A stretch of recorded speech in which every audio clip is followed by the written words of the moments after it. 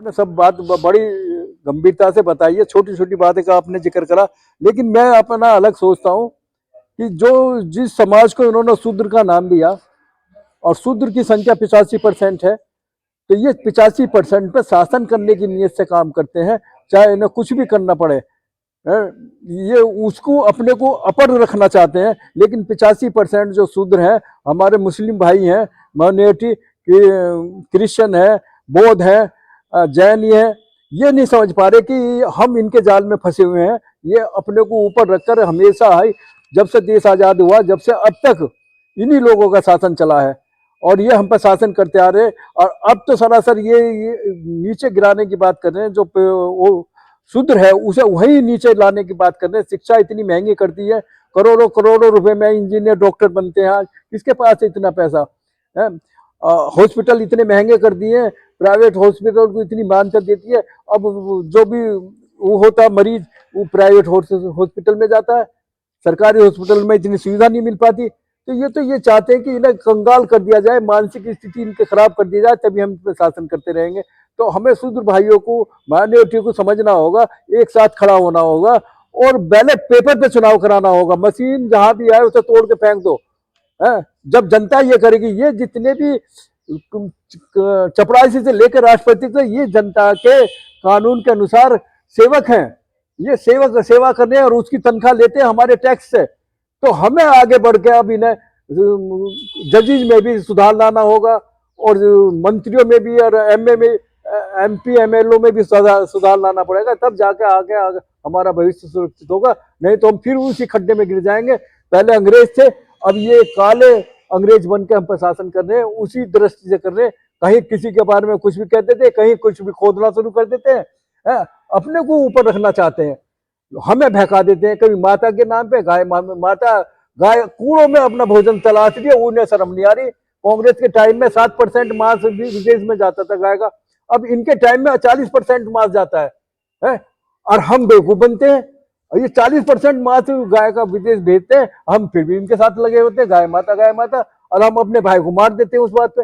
ये हमारी सोच को जकड़े हुए हैं, उससे बाहर निकलना पड़ेगा, उस गांठ को हमें खोलना पड़ेगा, एक साथ आना पड़ेगा। अगर देश को हमें अमेरिका, जापान, रूस, चाइना के बराबर में खड़ा करना, तो हमें एकता के साथ आगे बढ़ना पड़ेगा। जब हमारा शासन था तो हमारा देश था सोने की चिड़िया, और शासन था ईरान इराक तक।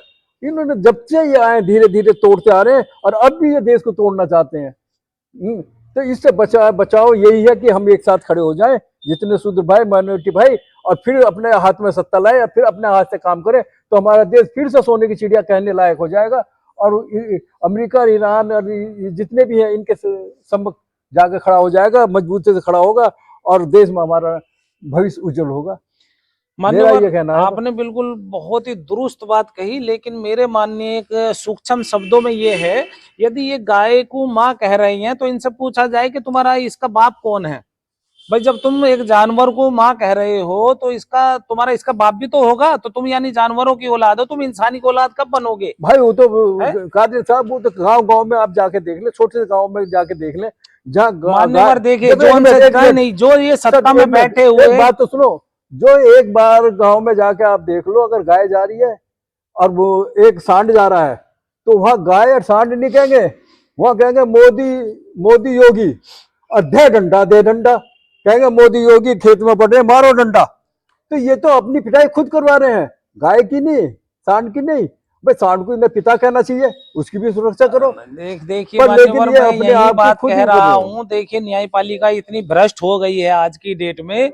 जो एक बंदे को मारा गया था गाय के नाम पे, मीट के नाम पर, आज जब उसका जजमेंट आता है तो वो बिल्कुल निर्दोष होता है, यानी वो अपनी जान से तो चला गया। और जिन्होंने मारा, उन षड्यंत्र करा, उनको फिर आजाद कर दिया जाता है, छोड़ दिया जाता है, या जेलों में मेरा कहना ये बात तो यदि गाय को ही इन्होंने हीरो बनाना है, तो गाय को जो है राष्ट्रीय पशु बना देना चाहिए, घोषित कर देना चाहिए। और जितने भी कत्ल खाने बने हुए हैं बड़े बड़े गैर मुस्लिमों यानी मुस्लिम को ही जो हलाल मीट खाते हैं, उसको भी मरे हुए डंगरों का मीट खिला रहे हैं। यानी विदेशों को भी इस पे जो है छोड़ देना चाहिए, कि भारत देश से जो भी मीट आ रहा है उसको बिल्कुल नकार दो। और यहाँ जो हमारी इंडिया में जो इस काम को कर रहे हैं मुस्लिम समाज के, मैं उनसे भी आह्वान करता हूँ कि वो भी जो है इस हलाल मीट के नाम पर जो ये मरे हुए डंगरों का या वैसा जो मीट खा रहे हैं उसको बिल्कुल त्याग देना चाहिए। और जो ये गाय के ऊपर कह रहे हैं, अरे कह दो उन्हें भाई तुम भी साथ दो, एक आवाज उठा दो, गाय को राष्ट्रीय घोषित कर दो और जितने भी कत्ल खाने हैं वो गैर मुस्लिम हो गए, सब पे पाबंदी लगा भाई दो। मेरा मतलब ये नहीं था, खाने पीने पे किसी पे पाबंदी नहीं लगानी चाहिए, ये लगाते हैं, कपड़े पे लगाते हैं, ये इनकी अपनी सोच है, सिर्फ शासन करने के लिए एक दूसरे को बहकाते हैं, एक दूसरे को लड़ाते हैं। खाने पीने पे नहीं। मैं ये कहता हूँ जिस गाय माता को ये कहते थे ये हमारी माता, जिसके ऊपर इन्होंने कई सौ लोगों को मर्डर कर दिए, कत्ल